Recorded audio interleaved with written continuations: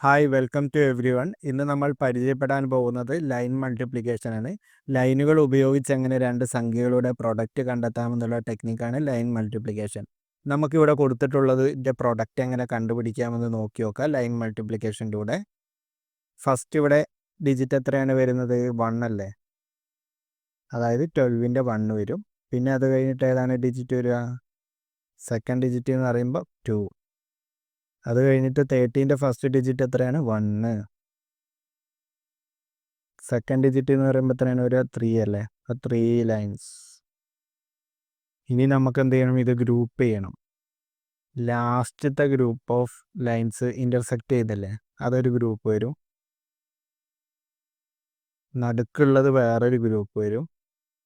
First വരുന്നത് വേറൊരു group വരും. ലാസ്റ്റുള്ള നമുക്ക് ഡയറക്റ്റ് യൂണിറ്റ് ഡിജിറ്റ് കിട്ടും. ലാസ്റ്റുള്ള ഗ്രൂപ്പിൻ്റെ എണ്ണം എടുത്തിട്ടുണ്ടെങ്കിൽ അതെത്രയാണ്? 1 2 3 4 5 6. അപ്പം നമ്മുടെ യൂണിറ്റ് ഡിജിറ്റ് എത്രയാണ് വരിക? 6. അത് കഴിഞ്ഞിട്ട് നടുക്കത്തെ രണ്ടെണ്ണം വരുന്നില്ല. ഇത് രണ്ട് നമ്മൾ എത്രയാണോ കിട്ടിയത് അത് ആഡ് ചെയ്ത് എഴുതണം. 1 2 3 4 5. അപ്പം നടുക്കത്തെ ഡിജിറ്റ് എത്രയാണ് വരിക? 5. അത് കഴിഞ്ഞിട്ട് ഫസ്റ്റ് വരുന്നത് എത്രയാണ്? 1 അല്ലേ? 1. അപ്പം നമ്മുടെ ആൻസർ എന്ന് പറയുമ്പോൾ 156 12 × 13. നമുക്ക് ഈ ടെക്നിക്ക് പഠിച്ചെടുത്തേണ്ട വളരെ എളുപ്പത്തിൽ നമുക്ക് ചെറിയ ചെറിയ പ്രോബ്ലംസ് ഒക്കെ സോൾവ് ചെയ്യാൻ പറ്റും. വലിയ വലുത് സോൾവ് ചെയ്യാൻ പറ്റില്ല. ഒരു 5ൻ്റെ അപ്പുറത്തേക്ക് നമ്മൾ കൗണ്ട് ചെയ്തെടുക്കുമ്പോൾ ടൈം വരും.